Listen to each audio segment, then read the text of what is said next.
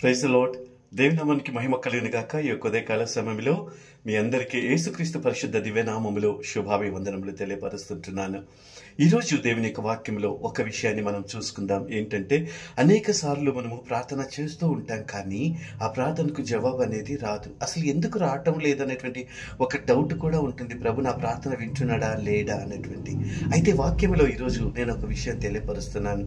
విలాప వాక్యములు 2వ అధ్యాయము 19వ వాక్యంలో మనం చూసినట్లయితే, నీవు లేచి రేయి మొదటి జామున మొరపెట్టుము, నీళ్లు కుమ్మరించినట్లు ప్రభు సన్నిధిని నీ హృదయమును కుమ్మరించుము. ప్రియా దేవుని బిడ్డ, నీ ప్రార్థనకు జవాబు రావాలంటే అది ఎంత కఠినమైనదైనప్పటికీ కూడా ఉదయమే లేచి ఉదయం 3 గంటల నుంచి 5 గంటల లోపల మోకాళ్ళొంగి నువ్వు ప్రార్థన చేసినట్లయితే, నీ 2 చేతులు పైకెత్తి ఆ విషయాన్ని గురించి నువ్వు స్తోత్రం చెప్పినట్లయితే, నిశ్చయముగా ఆ ప్రార్థనకు జవాబు దేవుడు ఇవ్వబోతుంటున్నాడు.